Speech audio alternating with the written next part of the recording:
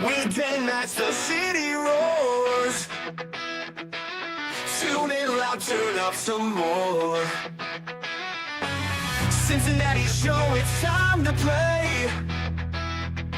Sports with strawberry ice today. 5:30 sharp, don't be late. TTV, the sports awaits. Strawberry ices on the mic, energy, it's pure delight. Every touchdown, every goal. Feel the pulse, it's in your soul. Cincinnati heartbeats strong. Strawberry ice will lead the throng. Every touchdown, every goal. Feel the pulse that's in your soul. Cincinnati heartbeats strong. Strawberry ice will lead the throng. Feel the crowd, it's electric now. Shouting loud, they all know how. The CTV got what we crave. Sports with ice, it's waves and waves. Tigers strike and Bengals roar. Every game we want some more. Tune in and feel the thrill. Strawberry ice, he's giving chills. 5:30 sharp, don't be late. TTV, the sports awaits. Strawberry ice, he's on the mic, energy, it's pure delight.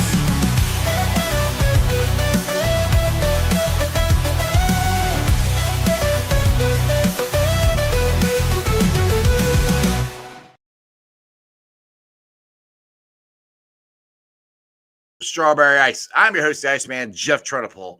And as always, I bring you sports from a West Side point of view right here in the great city of Cincinnati, Ohio. And as always, except for yesterday because I was watching the Bearcats, I'm coming to you live from the Ice Cave. And the Ice Cave is brought to you by Priority Lawn and Landscaping. It is nice and sunny out there. Well, it's about to storm like crazy for the next couple of days. But you know what that means. That means the grass is going to grow. If you don't want to cut it, or if you got landscape projects that you don't want to do, don't have the time to do, give Priority Lawn and Landscaping a call. You got a paver patio you want to put down, think Priority Lawn and Landscaping. You got a retaining wall you want to put up, think Priority Lawn and Landscaping. Give it a call at 513-430-6114. That's 513-430-6114. You're also on Facebook. And when you do, tell them Ice sent you. What is up to everybody in the chat? We got Brad in there. We got Paul Painter in there. Tony Blazin, Strangers in there, and Robert. All right, boys and girls. News of the day for Wednesday, April 2nd, 2025. By the way, it's Ice's birthday month. I'll be 50 this month, so happy birthday to me. Same birthday as Pete Rose. It's going to be a lot of fun. Anyway, all right, let's get on. Before we get into the Reds news, which they lost today, let's get into this Trey Hendrickson stuff, where the Trey is saying that is hit or miss on when they are getting conversations between himself and the Bengals. I don't like that. It's not good. I wish, honestly, Katie would kind of stop talking to the media. I think it sounds better when they don't say anything. Trey is putting it out there. He wants to get a deal. He said it multiple times. I either want a deal here or somewhere else. He said he preferred it here. And he even said he doesn't need to be the highest paid player. So what the hell are we waiting on? We're not signing any more free agents. We're sure as hell not going to sign a damn guard or two. That'd be nice, but we're not going to. Zach said last week we're going to go into the draft and do it. Then sign Trey. What are we doing here? Anyway, we can get into that a little later. I know Billy DeVoe's got some thoughts on it. Reds lost today. Again, shutout. You go score 14 runs in one game, and then you can't score anymore. I know the Rangers have very good pitching, but we got some pretty good pitching too, and our bats have just not shown up. Now, I titled the show, Elly and McLain, the Reds, the version of the Reds' Burrow and Chase, which I do believe that. I think Elly's the best player in baseball. I think Matt McLain is one of the best players in baseball. Burrow and Chase are two of the best players in football. We have all four of these guys in Cincinnati for the next 4 years. Now, my point to this thing is you got Elly and you got McLain. I don't say what you want. I don't think we're going to keep Elly. I would love to, but he's going to be a billion-dollar player probably. Maybe the first one. I don't know. Win now. They need, and that's why, and the reason I think David Bell got fired and they brought Tito in, because they know they're not going to keep Elly. They might keep McLain, but they're probably not going to be able to keep Elly. They need to win now. Now, they're off to a 2-4 start which isn't what we had in mind. And it keeps coming down to like one inning where we just give up that hit and it's a home run or whatever. It's just frustrating. But I haven't given up on them yet. They're 2-4. We'll see what happens. This division sucks, to be honest. Milwaukee, their fans are pissed. They had a guy pissing on the floor in the stadium. If you guys saw that video, because they're very upset fan base. Freaking Tweety Birds are first place. But let's get to the man who has created, I think, the coolest name of a podcast, the new Nasty Boys, because the Nasty Boys were part of my favorite team ever, the Cincinnati Reds. He is none other than Billy DeVoe. Come on, Mouse. Come on, Mouse. There we go. Yeah! Got it locked in. Got it locked in. The freaking mouse. Dude, I didn't put new batteries in this mouse, and it was working perfectly. And right before we started the show, I'm like, where did my mouse go? It won't work. Well, I just think it's because the Reds are in retrograde. You know, that's what happens. I don't know what it is, man. The last couple of days have been extremely frustrating watching the Reds. I mean, I was excited. You know, what was that? Sunday night, Elly had the torpedo bat. He hits 2 bombs. Matt McLain's hit, 3 home runs in first 3 games or first 4 games. I'm like, all right, let's go. We're getting back. We're getting good pitching. We're getting back into this. And then the last 2 days, we can't hit the broadside of a freaking barn with the baseball bat. I don't know what's going on. Yeah, it's the ghosts of 2024 coming back to haunt us, man. I mean, think about it. They would start every home series. They would win by 8 million to 3. And then the next 2 games, they would lose by 1 run. Yeah. And, you know, you can't blame the pitching because it's been electric. You take all of those starts. You take every single one of them. Carson Spears looked excellent last night. Yes. He looks, and he's a guy who has to pitch. His pitches have to be perfect because he doesn't have velocity, but he throws the sink at you, and he was dynamite. Mm-hmm. And then today, Hunter Green goes out and throws his 500th career strikeout. Yep. And you can't get the guy 1 run, and then you got Jake Fraley being a ding-dong? Yeah. Come on. Come on. It's always something, and they do something stupid. Before, the second game, I think Elly made a routine play. By the way, Elly made an unbelievable catch, which he makes. He makes some unbelievable plays, and then the routine ones, he messes up sometimes. Like the one where he threw the ball in the dirt. CES should have picked it. He should have picked it. But if he makes a better throw, it's gonna be no problem. Just stupid stuff like that. I can't remember. We had the double play where the guy's running for. I can't remember who it was. Running from second to third, and he didn't have to. Yes, Hurtubise. You're right. And they tag him and third. I'm like, and that ends the game. It's like, what are you doing? This is the stuff we were not supposed to have happen this year, and it's happening again. And I'm like, No, you know what? He should have ran from second to third, then directly to Louisville. Right. Just keep going. Just keep running. Just take your herd of bees down south, brother. Good. It's a lot of it's going to be. I get it; they're a young team, but it's also going to be. They got to break some old habits, and it's not just going to happen in one spring training. No. Tito's going to beat it into him, and like I just said with Hurtubise, he's going to Louisville. Yeah, there's going to be Austin Hayes coming back after San Francisco, so you're going to send. He's not going to send Blake Dunn. He said, "You're not a platoon guy. You're here to stay." Right. So that means, guess what? Hurtubise is going down south, and then think about this: Jake Fraley keeps playing like the ding dong he did today with stealing second, and having a weak arm and right, and Will Benson keeps hitting. He's raking down there, dude. Yep, send him down south. I love Will Benson. I nicknamed him Willie Be Bad a couple years ago. Last year, he was awful. But if he can get it back, that would be huge. If he can get anywhere close to where he was in 2023, that would be massive. And he's been killing the ball down there. So hopefully Hurtubise's down. Willie comes up, and we'll see what happens there. I still can't wait to see Hayes when he comes back from injured list. He was one that I was really excited to see, and then he got hurt right before spring or right before the season started. Yeah, there's a guy who hosts a Baltimore podcast similar to yours. It's called I think it's also called like Baltimore on Ice or something. Beers on Ice. Oh, my name. What? Damn it. Get him. Let's go down there and get some crab cakes. Exactly.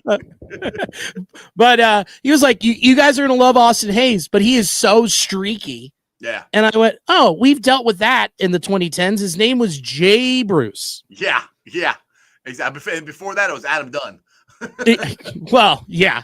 But it's just like, so there's enough pieces where it's like you don't have to rely on these guys, where Will Benson had to stay up here last year. Yeah. Yeah. Or Jake Freely has to stay up here. Or Novi Marte had to stay up here. There's so much depth that it's like, if this isn't working, you have options for a reason. Mm-hmm. And that's the good thing where I'm like, I think Tito's going to figure it out. I mean, there are guys and I like being aggressive. You just got to be smart aggressive. And they're like, what was funny is Elly, we didn't steal a base until, what was it, 2 days ago? Elly stole his first one, which was surprising to me that we didn't do that. And we weren't running more. Now they're starting to run more, but you can't just, you got to make sure if you're going to steal it, you got to get there, especially in a one-run game. You can't get thrown out at second base like by, that far. It wasn't even close. I mean, it's like, were you running in mud? What were you doing? Or get tapped on the tush by a Gold Glover. Right, exactly. With leaving Elly on deck. I mean, and so those mental errors when, you get Austin Hayes back and they're more comfortable with Tito's leadership and what he brings and straightens everything out, I think it'll start to work. It's just, can they score runs? And I think they can. It's early. Yeah. It's so early. And watching CES get drilled on Monday night. Oh, that scared the crap out of me, dude. I'm like, oh no, not again. I was like, by the same team, the same freaking team as last year. You're going to take this guy that the Reds said, we think he can hit 25. We both think he can hit 30 homers. Yeah. And they didn't spend the money because they think that he's going to step up. Mm-hmm. And they just drill him again. It's like, cool. Are we going to be down and out with another Hammett? Well, he needs, like you said, he needs a pad on that wrist, like or something. He doesn't wear anything. Like, dude, you need to have some armor or something because you keep getting hit there.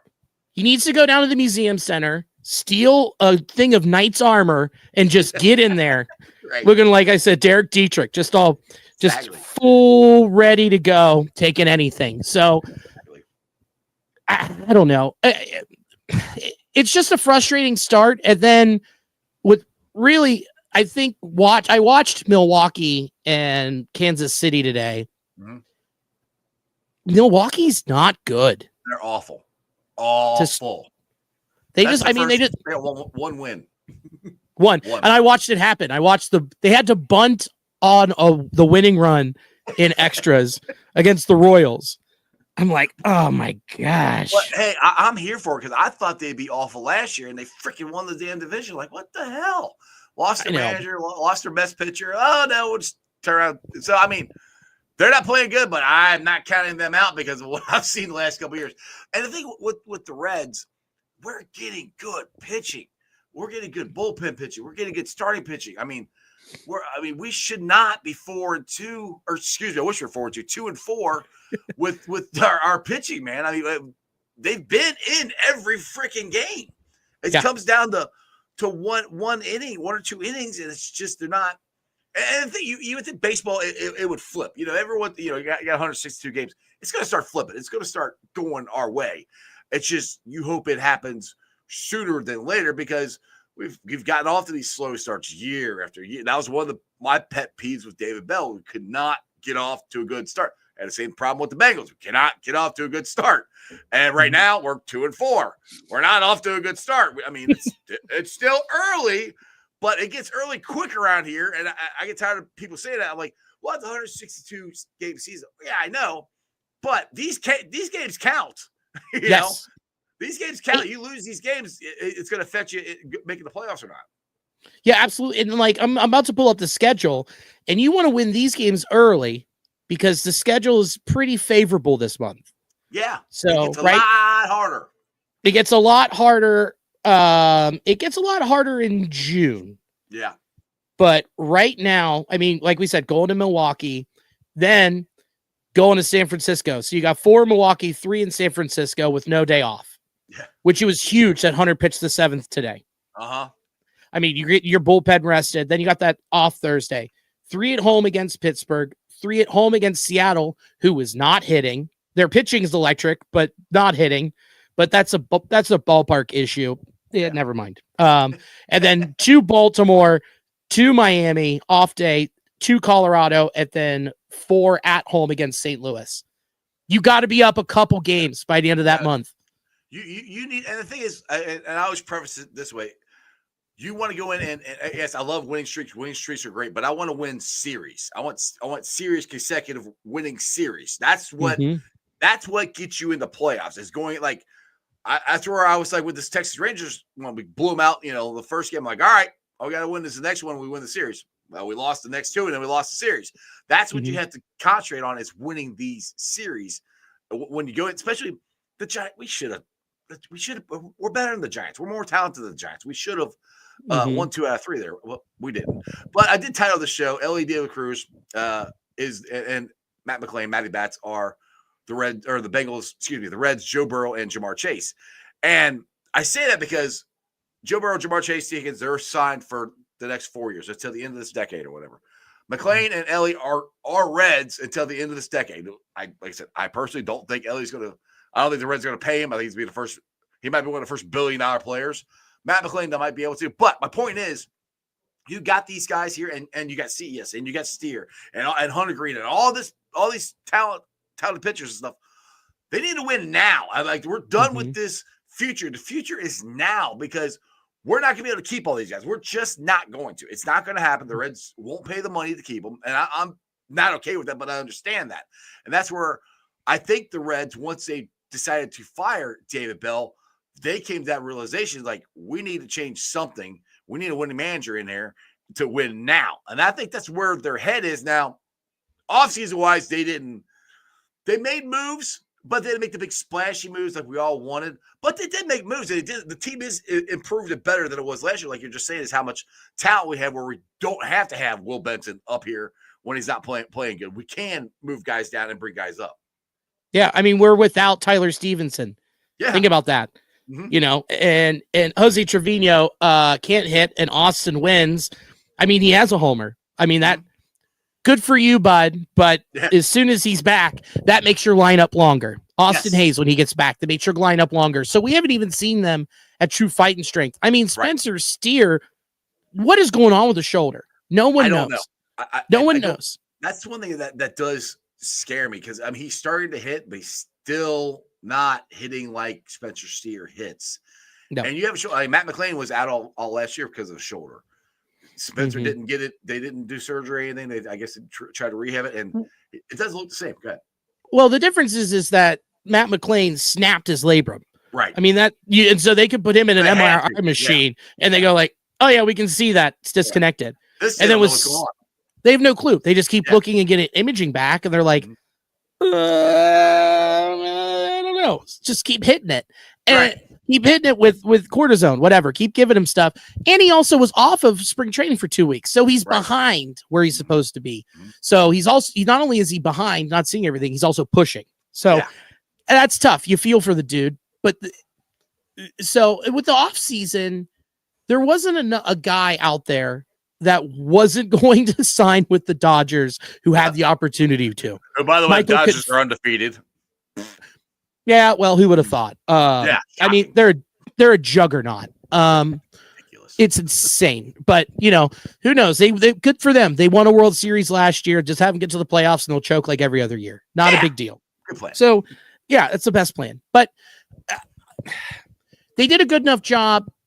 And the biggest, every analyst on TV, almost every writer covering baseball full time said one of the best offseason acquisitions was Terry Francona. Oh, yeah. And I couldn't agree with that more. Oh, yeah. So you just got to let him get rolling too. The big difference they need to do is when it comes to the trade deadline, they need to act. Yes. Because this is the same path that we had 2010, 2011, 2012, 2013, which was they brought in a veteran manager to lead a young core. Yep. They paid Joey Votto. Now, hopefully they can do the same with Elly, but Scott Boras is the worst. So yeah, that's why I'm not counting on it. But anyway, go ahead. Not counting on it, but I hope so. Who knows? That'd be great. It'd be awesome. But I mean, that stock's pretty high. So you've got this core. You've got it for 4 years, and that's what the Reds did, and they acted. Except when it came to the trade deadline. They didn't. They got Matt Latos for sure, but that was in the offseason. But when it came down to it, to brass tacks in 2012, they needed to go trade for Marlon Byrd, and they didn't go do it. Yep. And that is one of the big reasons they lost against San Francisco. Yeah. That was one of the big ones. They didn't have a bopper, and it came back to bite them in the tush. So if they need to, at the trade deadline, if Luis Robert Jr. is healthy and ready to go, you pull that trigger and you make the moves. Yeah. Brad here says Dodgers are the old Yankees. They know how to spend money and have unlimited money also. Yeah. And the thing is, like, and that's the thing with the Reds is as is with the Bengals too. They can spend money. I want to spend it smartly. And that's what you're saying too there is it's smart. And we haven't won a playoff. The Cincinnati Reds have not won a playoff series since 1995. I was 25 years old. I will be 50 this month. 1995. You're 5. I was 5. Yeah. I was. We had this discussion opening day. Everybody's making me feel old. I know. Yeah, you're my sports dad. Right, exactly. We hugged it out and everything. Yeah. But the thing is that when it comes to the trade deadline, if they're in this thing, which I do think they're going to be, I don't give a crap who you trade. Well, yeah, I really don't, because they're not going to trade Elly or McLain. They're going to, I'm talking prospects. Right. Trade them. Go get somebody in there to make an impact to help us down the stretch, make the playoffs, win a playoff series, hopefully win the freaking World Series would be awesome. But make that, because you draft these guys and everything for this reason too. I mean, you're hoping they're going to come up and they're going to take a spot eventually, but you're also hoping they can be trade bait. They can add to your team down the stretch. That's what teams do. Yeah, there's 2 untouchables. There's 2. There is Chase Burns and Rhett Lauder. Yeah, that's it. That's it. Yeah. Chase Petty's really close. Yeah. You could trade him. There's so much. There's so much talent. They're a top 10 farm system. I would argue a top 5 farm system. So they have to empty. And then they also have money in the coffers with the TV deal that they signed with FanDuel. They didn't spend all of that money. There's no way that they spent $15 million. You're telling me that they only got $15 million from FanDuel for the year? There's no way. When you look at how much RSN money goes around for the Dodgers and for the Yankees, I would, if you would make me guess, I would say it was probably between 40 and 50 million bucks that they got. At least. Yeah. And they probably need to pay some bills. And then you can use that money to pay for someone that like a Luis Robert Jr. or whoever else is going to be available at the deadline to help your lineup be longer. Yeah. And I think is the lineup really, if they all are healthy and hitting, the lineup is pretty good. And I want to get on to CES, how I still think he's a key bat to this lineup. I know he's not hitting right now, but I got excited when he hit that opposite field homer the other night. I'm like, all right, we're getting there. I thought he was going to start going on tear, and then he got hit. But to me, 1 through, and I love TJ Free to lead off, but 1 through 4, if he's your 4th, that's a hell of a lineup right there. Just those 4, especially McLain and Elly back to back, are unbelievable. But if CES gets going, and then you got Hayes behind him, and he's hot, I mean, that, like I said, it just extends the lineup, and we can really get rolling. But it's got to start sometime soon here, and I really do think CS not hitting like I think he can is hurting this team right now. I agree. I totally agree with you. And I think it's also him figuring out, since he was, out since early May. Yeah. And so he's still getting in the swing of it. And if he's just getting in the swing of it and he's pushing a fastball that's outside over, like around the right field foul pole, because he's pushing it. I was right there. I was 2 rows behind home plate. I watched him do it, like as almost on the field. Yeah. And the way that he just pushes is just insane. There's a sheer amount of strength this dude has. So I can see him getting warmed up, getting ready, and doing that more often. It's just going to take some time, and it's also going to take the weather to be consistently sticky and slimy and gross down by that river. And once that humidity gets up and I'm chafing, well, it's gone. It's gone. Yeah, I mean, there's a couple balls that the Reds hit over this past 2 series that in the summertime they're gone, and they weren't. Oh, Matt McLain hit 2 of them on opening day. Yeah, Yeah. And then you saw on Saturday, he hit it and drilled it into the box in left field. And I'm sitting there and Elly's on deck. And as soon as Matt makes contact, Elly does this. It's gone. Just knew it. So yeah, you could hear it. I mean, I think I got tinnitus in my ear from how loud that thing was.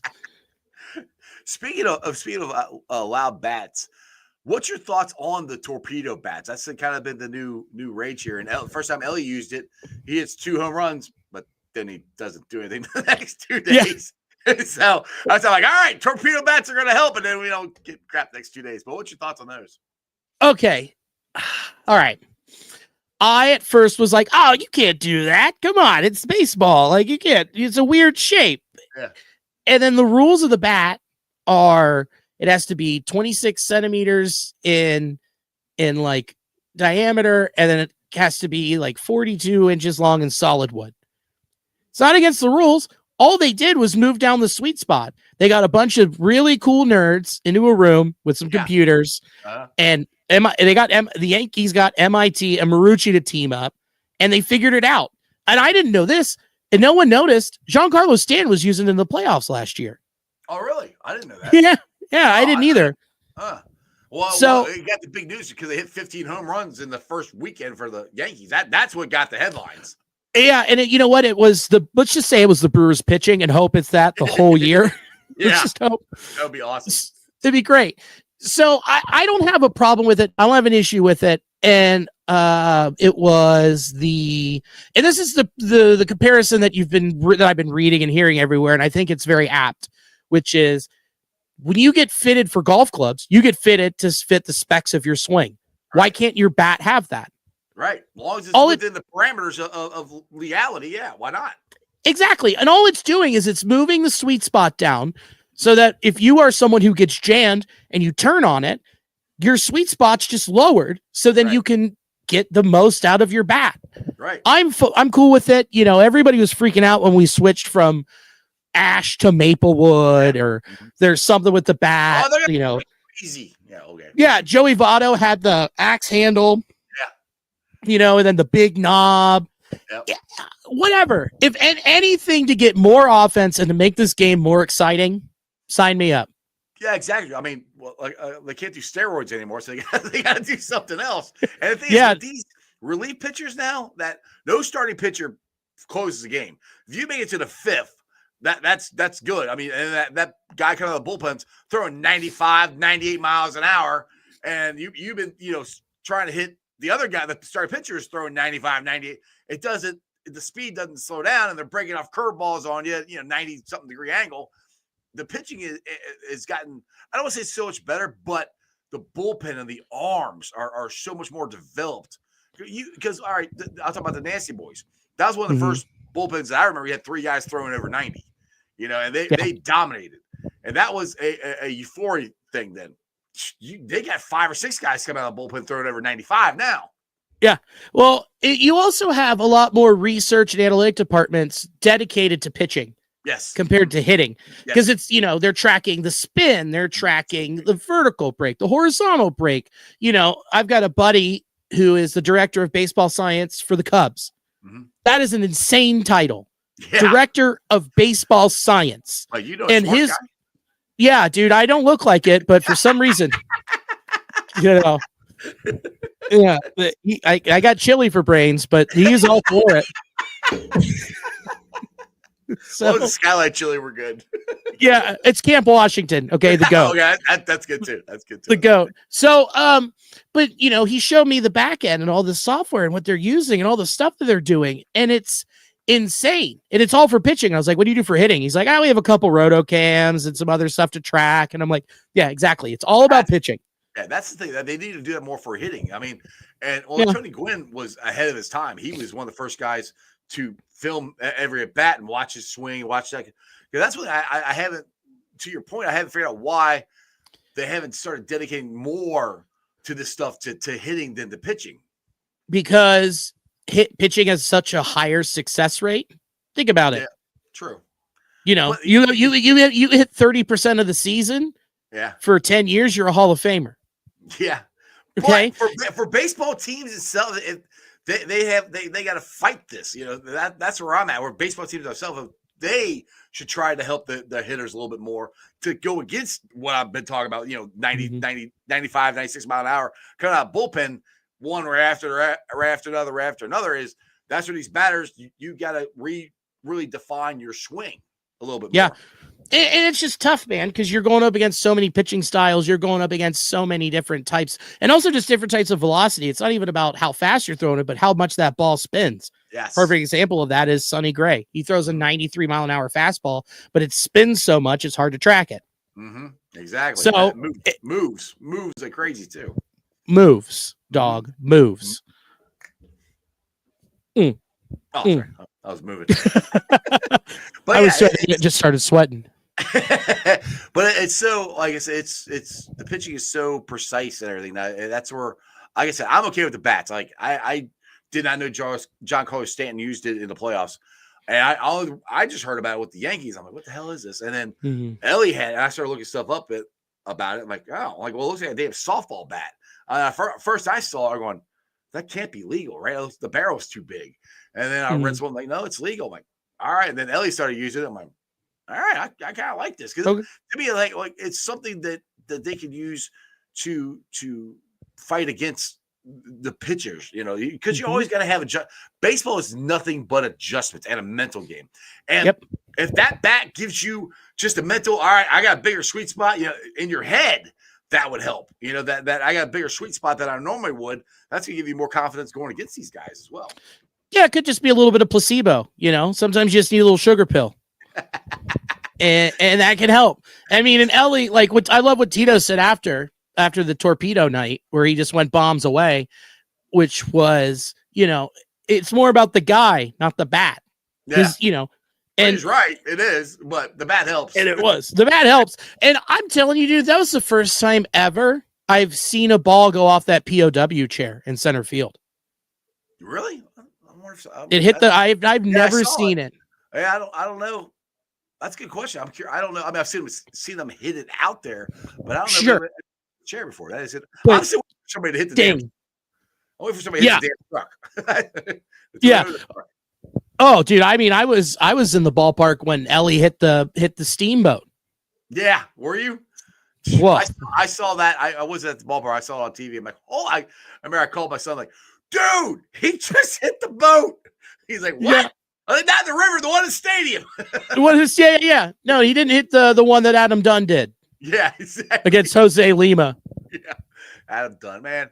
That guy, I miss that dude. But if he could ever not struck out so much, man, you know what? If you look at like this first couple years, I mean, even it was his first full season, he hit 300. Well, I heard him on a podcast where he I wish I could remember the whole story now, where he changed his swing to, I think, try to get more power or whatever. And then his average went down and he could never, and he tried to go back. He could never get it back to where it was. Because when he first started, he was a big on-base percentage guy. He had a good eye at the plate. He hit around 300. I mean, Bob Boone, who was one of the worst managers in Reds history, but he actually let him off because he'd get on base, which I thought was crazy. But now they lead off home run hitters all the time now.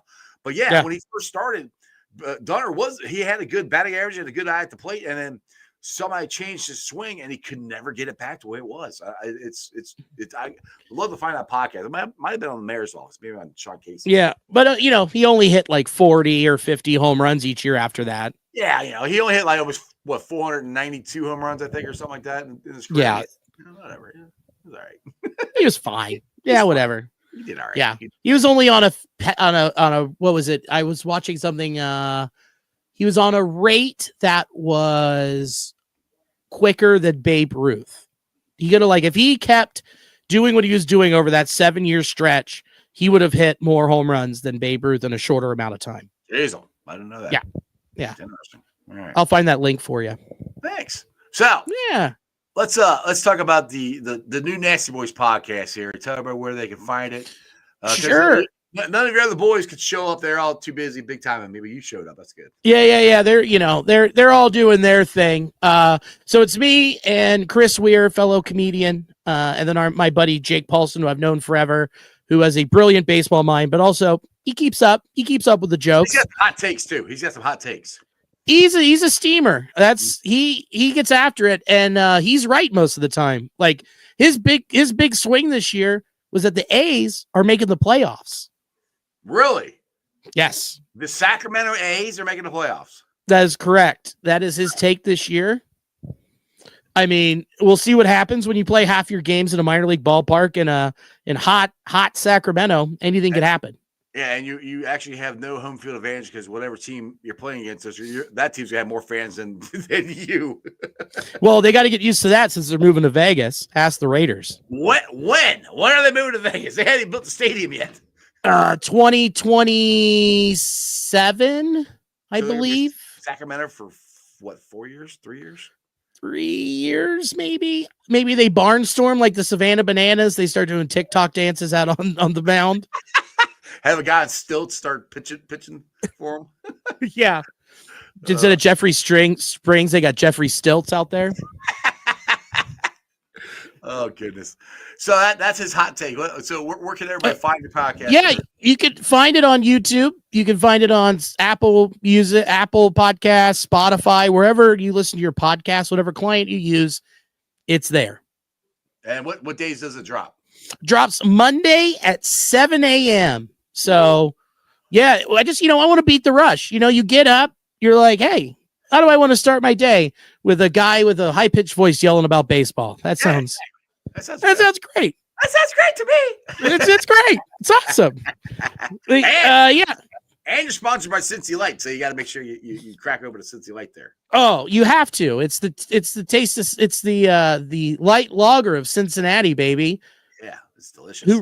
It's so good. I mean, they when we had our first meeting, they gave me a case, and as a gift as a friend, right.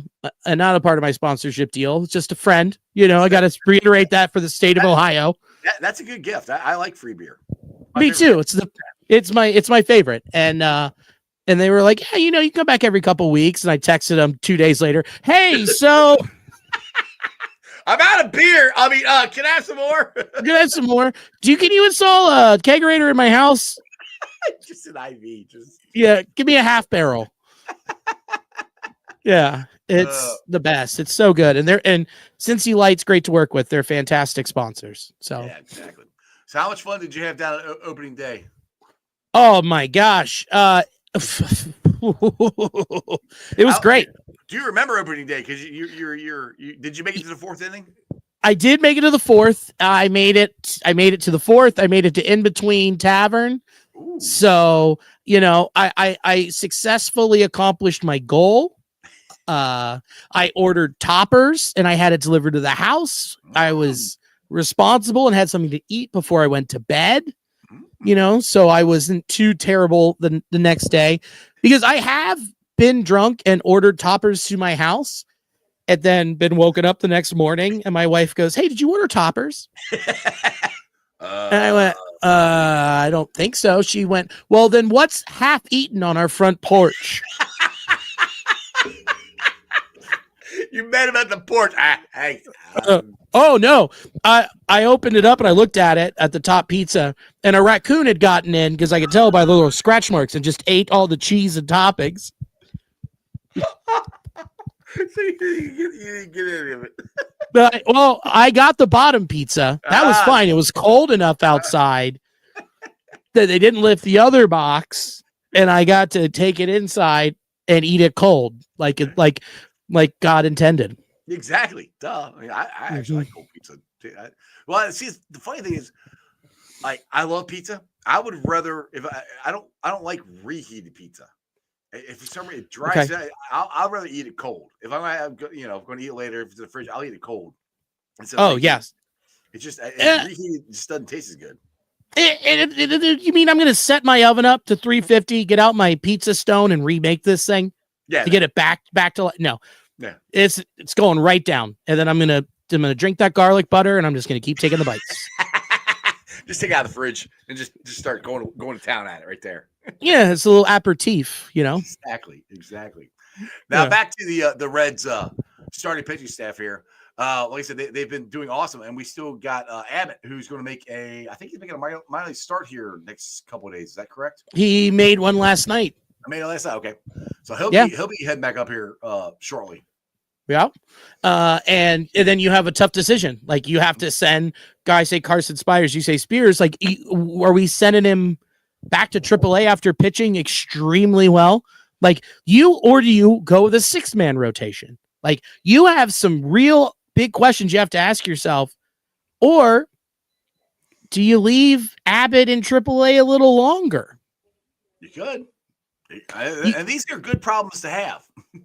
These are the best problems to have. But if only one of them could hit. Yeah, exactly. Now, question for you. I think I asked you this on opening day. My boy Graham Ashcraft, Joe Farsing, who's on my show a lot, thinks that Graham could be potentially our future closer. Yeah. Do you agree with that? 100%. I mean, he has a cutter that's, rates very high with stuff plus. Same with his slider. I mean, if he could learn a curveball, oh my gosh, you're talking about a guy who could even be dominant 2-inning saves, Josh Hader type situation. Right. He has the potential. It is just him keeping it in the zone, him controlling it. Once he figures that out, he is going to be one of the best relievers in all of baseball. Now, can you answer me this? Why was Ian DeVoe pitching in the 9th inning at the opening day? Here is why. Why? You had to go the righter. He had to go the righty. Right. And in that situation, and you were left with Graham Ashcraft on opening day, who hadn't come out of the bullpen since college. So you go with him. I would have run at Graham. I know you would have. Guess what? Hindsight's 50-50. Yeah. I'm just telling you the decision Tito made. Right. And so he went with the veteran who had a good. Ian DeVoe had a great spring. Well, I always say this. This is my Spaceballs reference. There's always two sides to every DeVoe. Sometimes you get the upsies, sometimes you get the downsies. We got the downsies there. I mean, because sometimes he'll come in and he'll look great. Other times he looks like he's never pitched in his life. And what has he done the other 2 outings since he's been out there? Looked great. Yeah. He's looked awesome. And also, his nickname is Eat Tane. And I'll explain that. Please do. So, do you remember 2023 World Baseball Classic? I do. He pitched for Great Britain. While he was in there, the GR, over here, Great Britain was split. And then he was pitching. And while he was pitching, the letters started falling off the jersey. Really? And so this side just said Eat Tane. And so that is his nickname. And I scream it as loud as I can. I've probably been heard on the broadcast, and people are like, what is he saying? What is he saying? Is this a slur? I'm so confused. And it's just me like, Eat Tane. And next time you guys hear somebody screaming that, it'll be this guy right here. It'll be me. It's not a slur. No, it's not a slur. It's a good thing. He liked it because he pitched really well in the World Baseball Classic. So there you go. I've always liked Ian. I've had nothing against Ian. I don't hate him. I just don't want him in that spot. That's my and when he gives up the lead and the tie, don't stick with him. You know what? At least we don't have Buck Farmer. We don't have Alex Young. Right. We don't. I don't have those guys where you're like, throw this guy. Right. And you've got Zach Maxwell, Big Sugar coming, and Luis May later in the year. Now, Big Sugar got the baseball professor Harrison very excited. Yes. Because if you want to know anything about baseball, I highly recommend you follow Harrison.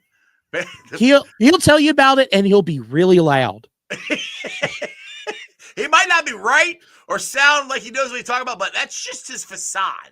Harrison. Yeah. Harrison really knows a lot about baseball. He does. He's just very humble. Yes. He doesn't want you to know how smart he is when it comes to baseball talk. Yeah, exactly. Baseball talk from the front seat of his car. He told me sometimes because people ask me if he ever gets out of the car. He's like, yeah. So he was doing my show one time. And he was in the car, and I even asked him, I said, do you ever get out of the car? Yeah, get out the car. So he got out the car. Yeah, I'm out the car. It's going out here. He got back in the car. See, I'm outside. Right. I'm outside. Now I'm inside. Now burning a jersey in front of Paycor Stadium. Exactly. I'll take my shirt off. Like, what the hell? What is wrong with him? I ask him that all the time. Like, you need help. Whatever he's on, I'll have two. I love Harris. That's my dude. He's the best. But we did have some Bengals news. Trey Henderson came on the Pat McAfee show today. I know you said you had some thoughts on this too, so I'll bring this up to you. He said the conversation between him and the Bengals is hit or miss. I chalk it up to the Bengals being the Bengals, which sucks. I still think they're going to sign him. I think it's going to get done because they got the two hard ones out of the way. They got T and they got Jamar. I think Trey's going to get signed. He even said that he doesn't have to be the highest paid defensive player. Also, I'm like, well, let's hurry get this done. What are we waiting on? But go ahead. What's your thoughts? If they would have done what they were supposed to do, and sign these dudes early, and they also could have kept Jesse Bates. They could have kept everyone together if they weren't stuck in their ways and being such cheap bastards. And you knew it was going to be bad this offseason when they started selling TVs in the parking lot. It treated like Paycor's estate sale. I mean, get Paycor. Dude, get everything but the house in there to just root around and sell shit at the park. It was just so, I just knew. But I'm glad they stepped up and they signed T and Jamar. That's cost way more than it needed to. But they got it done, so. They got it done. Yeah. We're all happy. We are all happy. They aren't signing Trey. You don't think so? I don't think so. I don't see him doing it because they're gonna do this malarkey where they're like, well, we just don't have enough money. We're so poor. And it's like, no, you're not. You're just stashing it away. Mike Brown, you can't take it with you. Okay? Go get a Lombardi. But he also doesn't want one. He complained the whole time privately during the playoff run and the Super Bowl run, like, oh, how are we going to pay for all these hotel rooms? You're in the Super Bowl. Right. I'm turning into Harrison now. You are. It's so frustrating to watch them just be so cheap and to take everyone's time and effort and money and just to put it in their back pocket and go, well, maybe we could, I don't know, you do another Ring of Honor or something, it's only going to get uglier with this stadium deal. This is going to be brutal. People have touched on it. This is like them leaving the city type of potential. Yeah, I cover them every day. I don't think it's, because people ask me that at work. I'm like, I don't think it's that bad. I don't think it's that far off. I mean, because I know the city was talking to him, and the Bengals have been talking for like the last year or two. I don't see them leaving the city.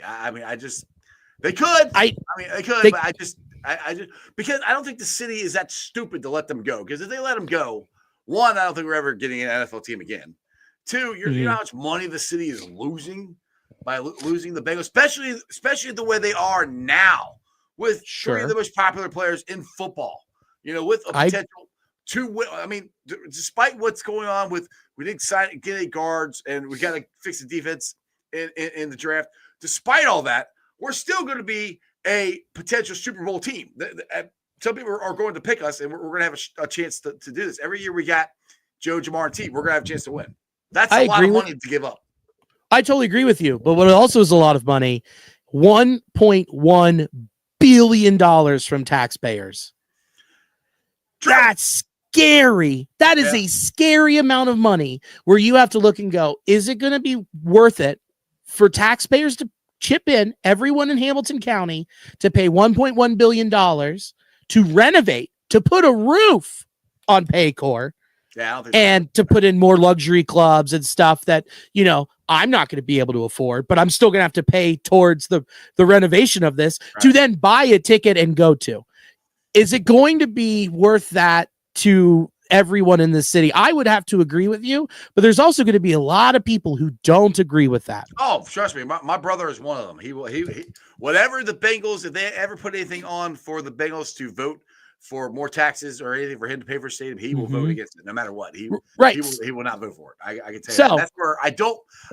And the thing with the roof, I don't think they're doing the roof thing. I think it's too cost prohibitive to do it. And the only reason to put a roof on Paycor is so the city can get Final Fours, can get Republican or national conventions, get big events like that. That's the reason to put a roof on Paycor. It has nothing to do with the Bengals. Right, exactly. So then it's more than just 8, 9, 10, 11 games a year and then 2 or 3 concerts. Right. So, and with the new convention center coming and then the talks of an arena having the RNC and the DNC would be massive. Oh yeah. I mean, for the city money-wise, yeah, it'd be huge. It'd be huge. Which would be almost as, big or more big than having like the Bengals throughout the years. But what I'm saying, what I'm trying to get to the point of, if these next couple years are huge. So if the public perception continues to shift where it's like Mike Brown's cheap, the Bengals are cheap, Katie is being stingy, and they don't sign Trey, and then they continue acting this way that they have always acted since the franchise has existed, you're in deep stuff there. Yeah. I don't disagree with that. I mean, I do think they're going to sign Trey. I don't know. Maybe I'm so what 59% of your salary cap is going to be locked up in Joe, T, Jamar, and Trey. Yeah, probably. So you got to nail the draft. You got to nail the draft. And that's the good thing with that, though, with them, this being a big defensive heavy draft. David, I've said this a million times on here because Anthony Cosenza, who does the Cincy Jungle or Orange and Black Insider podcast with John Sheeran, he talked to Daniel Jeremiah, who is a big draft analyst and guru and all that stuff. And according to Daniel Jeremiah, there's 24 defensive starters in this draft. 24. Last year's draft, in his opinion, there were 12. So we need 6 of them. There's 24.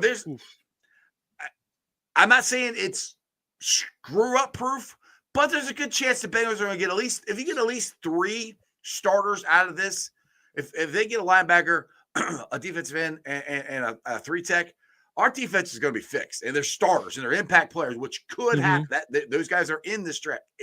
But they're putting an awful lot of pressure on themselves to hit the draft, and they haven't really nailed the draft last couple of years. So that's where I'm with you on that. I'm leery about that. Well, and they also don't have a real scouting department. They never have.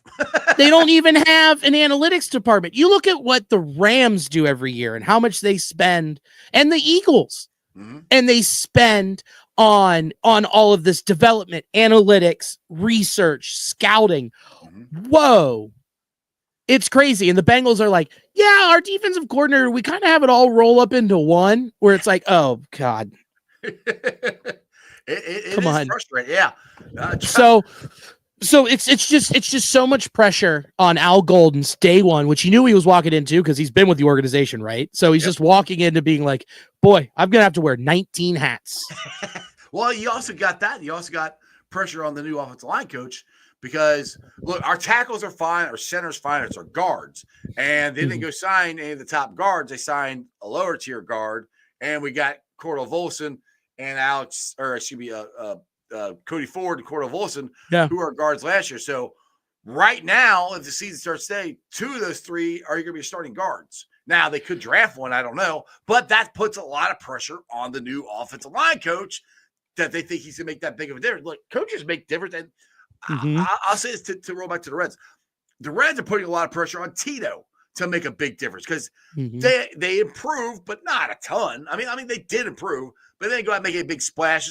Like the Bengals, they make big splashes of keeping their own players, but they haven't really gone out and they got TJ Slater, whatever his name is from Green Bay. He's the nose tackle, which last year we didn't have a nose tackle. So we got a nose tackle now this year. Yeah. Right. We just let DJ Reader walk for some reason last year, which I was screaming, don't let him go. Why? That was so dumb. Because he was injured And he was recovering. So I get it, but they shouldn't have done it. It's the same reason that they let Whitworth leave. Oh, he's older. I was like, but he's still productive. Like, why are you letting a productive guy leave for somebody who you don't have a backup for? I mean, it doesn't make any sense. I mean, I get the thought to not sign him, but it's not a good enough reason to not sign him. It's just if you got a 3 in the front of your age, the Bengals really don't like that. We've known that time and time again. Yeah, they hate that. They think it could go down at any moment. Yeah, so who was the guard that we signed from New Orleans? What was his name? I knew you were going to ask me that, and I keep forgetting his freaking name. That's how big of a guy he is. Sorry, he is. I forget. Because here's the thing with him, my buddy, Alex Schubert. Yeah, host of FU. We love the Bengals. Yeah, yeah. I gave him that podcast. I was on there for 3 years. That was it was a Cincy comic, like Alex Stone and Sam Evans. Alex is in LA and Sam's in New York now, and they started it, and then they passed it down to me, and I had a couple other comics, and then it's supposed to go generationally to other comics and keep getting passed. But I was on that podcast. Alex had me on a couple years ago. Oh, no kidding. I made it big time. I was on FU. We like the Bengals. Hey, that is a very big deal. That's a TV credit. Thank you. Yeah. But he told me, and I didn't realize this, he hadn't given up a sack since the start of the 2023 season. Yeah, but he also hasn't played that much either. Well, okay. Well, I guess you can share context. I don't, like I said, I don't think I don't think it's a bad signing. I don't. I think he's going to be your starting left or right guard. It's not a bad signing. It's just not the Scherf or the Travion or not Tavon that we wanted. It's not the big guys that we wanted. Which, like I said, it's a feasible starter. Cody Ford, I think he's a feasible starter. They're okay. Mm-hmm. I would rather Cody Ford be a backup because I think Cody Ford can play. He's a very good swing tackle, play guard and tackle. So that's where I would rather him be that. But if we go into the season with those two left or right guard, I'm okay with it. I'm not ecstatic about it. But our tackles, as long as our tackles stay healthy, which that's been a problem, is Orlando Brown, who never got injured until he came to the Bengals, has gotten injured and missed players. Mims, his problem is he didn't play much in college because he was injured. So we have two really good tackles, but there are injury concerns. If they all stay healthy with the guy we signed and Cody Ford, I think our offensive line is going to be pretty good. I still would have rather had an upgrade. It's the same thing. I look at the Bengals offensive line, I look at the Reds. I like what they did. I don't love what they did. I love they signed T. Higgins and Jamar Chase. I really do think they're going to sign Trey Henderson because they said they want to keep him. The trade, from what we heard, is off the table because they're not going to trade him. I mean, I've had a guy in the chat here, it goes to my Bengal Rick, who says that his girlfriend is friends with a realtor who the Hendersons are buying a house in Cincinnati. Now, he's been telling me that for 3 weeks. But then it is what it is. I'm not saying he's wrong. I have no idea who the guy is. So if you know a realtor, that's pretty good info. But then Trey goes on Pat McAfee and says what he says, which it wasn't awful, but he's kind of like he basically is putting pressure on going, I want to get this. He said OTAs are coming up, which is he's right. OTAs start next month. This is the thing that I wanted and the Bengals have to do is get this done before OTAs, before training camp, so we don't have this hanging over our head. Because the last 2 years, it's been, are they going to sign T? Last year, are they going to sign Jamar? What's going on with Trey? If you get all that done, if you get all these guys happy and they all stay healthy, it's going to be a better team than it was last year just because of that. And I think we got a better shot of starting off good. Because the crazy thing is, Jamar Chase, if you look at the first 2 games last year, didn't do a whole lot. No. He was still pissed off about his contract. The man went out and won the Triple Crown. Mm-hmm. All right. I mean, T. Higgins, he almost had 1,000 yards and he missed 2 or 3 games. If he can stay healthy, it's ridiculous the numbers that this team can put up offensively if they stay healthy. And the defense doesn't have to be a top 10. It's got to be a top 20, top 15 defense. That's all they got to be. Yeah. Well, it's just like baseball within the margins. I mean, the Bengals season last year came down to 5 plays. Mm-hmm. and then they would have made the playoffs. You know, pretty much.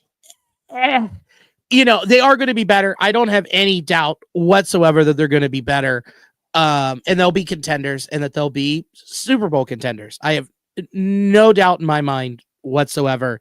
I'm just, you know, you look at the rest of the AFC and you go, where are we better positionally each place? And look at your matchups and you go, who's giving us fits? If you look at the AFC North, the only team that scares me is going to give us trouble is Baltimore. Pittsburgh ain't got a quarterback. Cleveland ain't got a quarterback. It's us and Baltimore. That's it. I mean, Pittsburgh, they might get Aaron Rodgers, but he's 41 years old. I mean, let it happen. Yeah. I want it so bad. I want that circus. So that's the other thing that irritates me. Everybody keeps calling the Bengals cheap.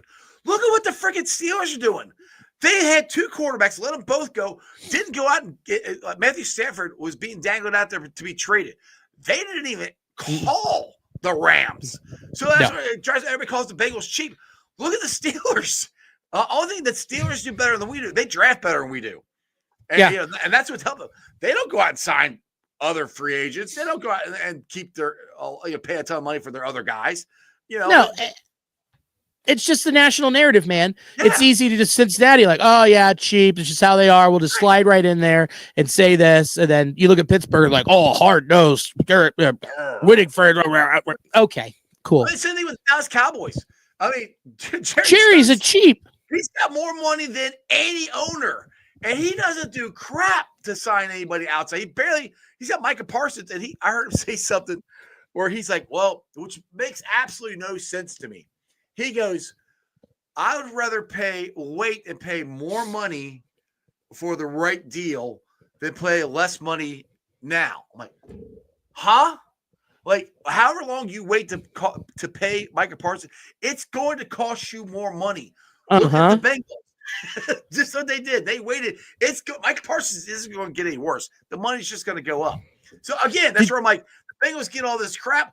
Look at what he's saying. Yeah. Like, it doesn't make any sense. And Jerry Jones, such a cheap asshole. It's just a cheap guy. Did you know, this is a fun fact about Jerry Jones. Did you know in Jerry World that they have the third most expensive art collection in that stadium?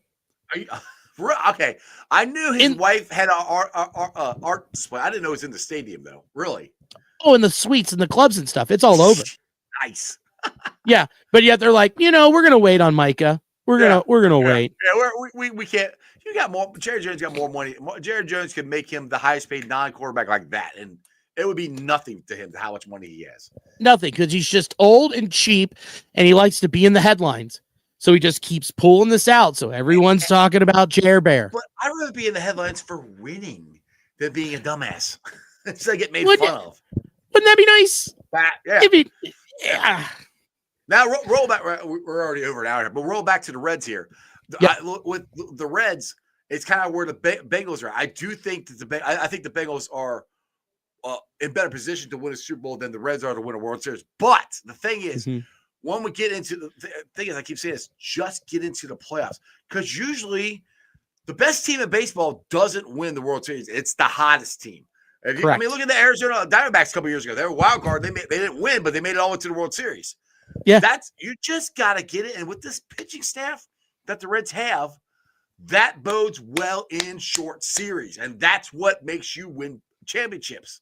Yep, it's all you got to have your deck as loaded as possible, and you have that with this pitching staff, and you have that with that bullpen with guys like I said coming on the way who are even better. You've got your defense is better than it was last year.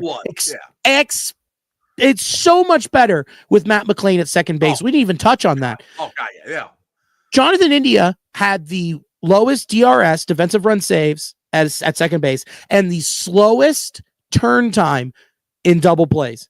And you have already plugged in Matt McLain, who has the potential to be an elite defensive second baseman. You got two shortstops out there. Exactly. And Billy, what would kill me is people get so mad. Why are we drafting so many shortstops? Because if you can play shortstop, you're athletic and you can probably play anywhere. Yeah, how about you ask Jackson Merrill, who just signed a $160 million deal? Hey, man, are you bummed that you're playing center field and not shortstop where you were originally drafted? Right. Ask Fernando Tatis Jr., who was originally a shortstop, and now he's playing right field and won a platinum glove. Do you think he's bummed? No, they're all athletes. They are the best of their position. Exactly. That's the most athletic position, and you can put them almost anywhere except catcher. That's reserved for us fat guys. Okay. Yes, that's our spot. You can't touch That's our spot, except for Tyler Stevenson for some reason. I love that man, but come on, put on some LBs, dude. Maybe you wouldn't have this oblique issue. Get a little beer gut on you. Just hang out with me and Billy. We'll help you develop that. Yeah. We'll get you a little Cincy light belly. There you go. Matt McLain, up the middle. Matt McLain, Elly and Cruz, and TJ Friedel. I know we'd love to get the guy from Chicago White Sox, which I would too, but TJ Friedel is a hell of a defensive center fielder too. Are up the middle, and this is the way I was always taught. Your defense, you do it up the middle, short second catcher, catcher, short second center field. You do it that way. You put your least defensive guys on the corners, first, third, left, right. But third, you got to have. But anyway, defensively, this team is built pretty good. Way better than it was last year. Outfield defense, yeah. But CES, I think, is a way better defensive first baseman than people give him credit for. Steer, Lutz, whoever they put at third base, Chandler, they're all pretty good defensive third basemen. Yeah. Well, if you look at, so when we were talking about lineup length, and you look at Candelario, if you look at what he did in the first half of 2023, where he was a WRC plus 113 hitter, if he can just get back to that and play average defense at third, bang, longer lineup. Yep. Austin Hayes and right, longer lineup, a guy who was a consistent 109 to 114 WRC plus. You have all these above average guys, and CES hitting 30 homers, and Elly hitting 30 homers and stealing 179 bases, and Matt McLain, who could be 30-30. He could. You've got all of that up the middle, like you were talking about. You're looking at at what could potentially be an NL Central dynasty if they stay healthy. That's the key to any team. They got to stay healthy. But the good thing is they are deep in a lot of positions. So if they don't completely stay healthy, which we're not completely healthy right now, we have enough guys that they can bring up that are quality players. We just gave Stewie away for cash. That he probably was worth what, $4 or $5? Yeah, a bag of balls, something like that. Bag of balls, cash considerations. They need. I love it. Cincy Shirts tweeted out that Stewart got traded for cash considerations. Like, they need it for that home run celebration. Dude, I love that. That is the coolest. I like the horns and the bat and the cape a couple years ago. The money guns or whatever. That is awesome. That is cool. Incredible. Incredible. Dude, anything that when I look into the dugout and I go, you know what? Maybe I do need to go to the brass ass after this game. Maybe I do. Make it rain, baby. Yeah. Make it rain. Babe, after the game, we're going to Lux Views. That's where I'm like, I'm in. Sign me up. We're going there. Billy, this has been awesome, dude. Go ahead. You got something good? Get some more? Oh, yeah. I was just going to say, like, they keep it up. The starting pitching continues to be the starting pitching that we think it is, and it can be with Louder and Burns on the way. Well, that's the thing, too. That's the thing, too. With this starting pitching being consistent, it's not – pitching doesn't go away. I mean, yes, they have bad outings here, but when you have 5 consistent starting pitchers, you're going to be in the games. So they're eventually going to come around and going to hit and win these games. So that's what gives me, or people want to know, we talk about the beginning of this, it's the same as last year. Yeah. Our starting pitching, I think it's going to be way more consistent. Our defense is more consistent. Just got to get the offense going. Stop making stupid, dumbass, bonehead plays, which I think Terry's going to get on them about that. Well, let's see where we're at the end of May. At the end of May, I think we're going to be in the thick of this thing. I really do. I could be completely wrong, but we have too much talent, and you have that consistent starting pitching, it'll keep you in games. Yep, and then you look at your matchups, and like I was talking about with the Bengals, who you have your matchups with, and I'm looking at the rest of the division, and the Cardinals, this is just what do you call it, Indian summer right now? Yeah. This is fake. It's fake news all the way through and through. Fake news, okay? And you look at the rest of so the only team that has better starting pitching in our division is going to be the Pirates, but they can't score runs. just like us right now. But we know we can score runs. We know we can score runs. They know they can't score runs. Correct. We have what I like to call proof of concept. We have that. Yeah, Pirates do not. No. Talent. Cubs can score. Okay. Cubs have some decent starting pitching. Cubs bullpen is a mess, dude. Yeah. And the Brewers, like we said, we don't know what they're going to be with all these. The Brewers young had pieces. a fan pissing on the floor. Did you see that video? That was last year. Yeah. Oh, it was last year. I saw it this year. Okay. No, that was last year. I asked my buddy. Okay. I have a buddy who's a comic out in LA, and he also works on Kay Adams' show. He's the on-air producer, my buddy Eric. Okay. And I said it to him. He goes, "Oh, dude, this is just the first time I got caught on camera. This happens every year. Have you been to that ballpark? That ballpark is a party, dude. They, from all of the stadiums around, they have buses, and they bus fans from the bars to the stadium where they are tailgating. And then you go in, and you can't take 2 steps without a beer vendor. And then you get into the stands, and they got the vendors with the buckets full of Long Island iced teas. Billy, it sounds like we need to make a road trip sometime. Yeah, I'm in. I stepped over a person when I went because they were so drunk they passed out in the concourse, just out. Ambulance is going on all 3 floors, dude. Just taking care of drunk people. And they tailgate for baseball games. Phenomenal. That's pretty awesome. I actually did see somebody. We were driving down to go down to Moorline to get ready for the show. I saw some people, some Reds fans tailgate. They had their tents set up and everything. I was like, I never seen anybody tailgate for opening day before. Wow, that's incredible. You love to see it. It's becoming a thing. All right, Billy, tell everybody where they can find your podcast and all that cool stuff before I let you go, brother. Find my podcast, The New Nasty Boys, wherever you listen to podcasts. Watch us on YouTube. Check out my stand-up comedy special, Winded. You can watch that on YouTube for free. Yeah, that's just me after yelling like Harrison. You can check that out on YouTube. You can watch it or listen to it on Spotify, Apple Music, wherever you stream music from, where they steal from artists. You can just do it there. So yeah, dude, Iceman, Sports Dad. Thank you for having me on, Billy. It's awesome, dude. I'm gonna get you on more often this year. It's gonna be fun, and we'll have to catch a baseball game together. Yes, please. And I'm happy to do it. And I'm going to go make my cheese coney for the week. Hey, go. Yeah. What is the, tell everybody about that. What's the cheese coney for? Explain that to everybody real quick. Okay. So I'm making a cheese coney for every MLB city. I'm making one based on their regional food. Last week I did one for San Francisco based on the hot dog bills, where it was basically a cheeseburger in a hot dog form. Right. I saw that. I was like, we're putting chili on it. This week, here's the sneak peek. I'm getting ready for the first time to go downstairs and make corn dogs. Ooh. Because for the Texas Rangers, the corn dog was invented in 1952 at the Texas State Fair. And they fry everything. Where they fry it all, dude. They do everything bigger in Texas, including their hearts. So I'm gonna make corn dogs, and I'm gonna deep fry them. I'm gonna pull it. I'm gonna cut like a sliver out of the middle, fill it with Camp Washington chili, onions, mustard. Yeah, and I'm making 2. One with a hot dog and one with a Big Red Smoky. Ooh, oh, dude! You're killing me here. That sounds delicious.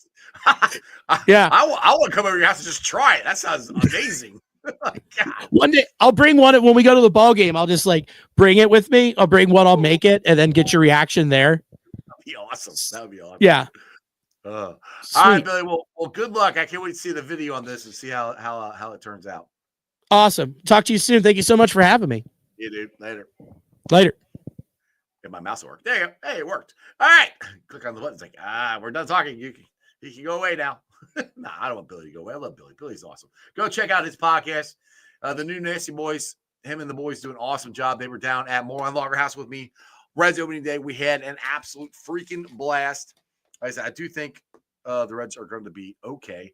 The Bearcats, if you guys did not pay attention, they actually won yesterday versus DePaul. They did play Thursday at 7:00. I'm sure Brad, if he's in the comments, he'll tell me who they're playing, but I haven't looked it up, but who they're playing. But shout out to our sponsors for the show. They are as follow. Priority Lawn and Landscaping. Want to get your grass cut? Want to get your landscaping done? Think Priority Lawn and Landscaping. Give them a call at 513-430-6114. That's 513-430-6114. Tell them I sent you, and you can also check them out on Facebook. Awesome. Shout out to T Properties, quality housing for quality people. Check out their website at www.tpropertiesllc.com for all your rental property management needs and your rental needs. And my Westside peeps, go check out Hail Mary's. It's your ticket to the game right in the heart of Chevy. Big ass TV screen, beer specials, food trucks. It's an awesome, awesome place. Again, it's Hail Mary's, your ticket to the game. One more. We got Meyer Door and Windows and more. I got them in my house. I highly recommend you get them in yours. Easy to clean, energy efficient, great looking windows. Meyer Window and Doors. Now, remember, we are doing the draft party April 24th, which I should have put up the new graphic, but I didn't. Tyson Anderson's going to be there. David Fulcher's going to be there. We're going to be at Mount Lookout Tavern. Had their meeting there yesterday, got all the details figured out. We are going to do Bengals trivia starting at 6 o'clock. I know that's early, but get your teams ready. Get out of work early. Get your ass over to MLTs. We're going to be doing Bengals trivia from 6 to 7. Then me and the boys will be doing our podcast from 7 to 8, which that's when Tyson Anderson and David Fulcher will join us. Harrison, comedian, will be there. Joe Farsing, Neil Meyer will be there. And then the draft starts at 8 o'clock. Then we hang out and watching the draft. And who's maybe we might do some more Bengals trivia then. I don't know. We'll see how it's going. But come to MLTs and enjoy the fun. We're going to be having some prizes there, maybe some beer prizes, maybe some chili prizes, stork and all that stuff. It's going to be a lot of fun. Again, check out MLT's draft party. And then the next day, get on over to the Fulling Warehouse for the Project Game Day Draft Party fundraiser. Tickets are $30. You get Fulling, Midwest Best Barbecue, Gold Star Chili, Bagel Collectible Raffles, Cincy Pop-Up Hat Shop. It's April 25th, 6 p.m. to 11. If you want to get your tickets, like I said, they're $30. Venmo at Project Game Day or PayPal, projectgameday@gmail.com. It's been an awesome time. They got Jordan Battle's going to be there. So come hang out with me Thursday night. We got Tyson Anderson. Then Friday, you got Jordan Battle at Project Game Day. It's going to be an awesome, awesome time. There we go. Natty Ron's hooking me up. It's UC versus Central Florida. That's another win. We can beat Central Florida. So we're gonna win this tournament. We're gonna be the first victors of the crown. We'll see what happens. At least we can watch the Bearcats play. Other than that, I get everybody that draft party. There you go. Throw it up. Houday for life. I see you guys tomorrow. We got Ian Cummings on. We're talking some NFL draft. And that's your sports, baby. See ya! Weekday nights, the city roars. Tune in loud, turn up some more. Cincinnati show, it's time to play. Sports with strawberry ice today. 5:30 sharp, don't be late. CTV, the sports awaits. Strawberry ices on the mic, energy, it's pure delight. Every touchdown, every goal. Feel the pulse, it's in your soul. Cincinnati heartbeats strong. Strawberry ice will lead the throng. Every touchdown, every goal. Feel the pulse that's in your soul. Cincinnati heartbeats strong. Strawberry ice will lead the throng. Feel the crowd, it's electric now. Shouting loud, they all know how. CTV got what we crave. Sports with ice, it's waves and waves. Tigers strike and Bengals roar. Every game we want some more. Tune it in and feel the thrill. Strawberry ice, he's giving chills. 5:30 sharp, don't be late. TTV, the sports awaits. Strawberry ice, he's on the mic, energy, it's pure delight.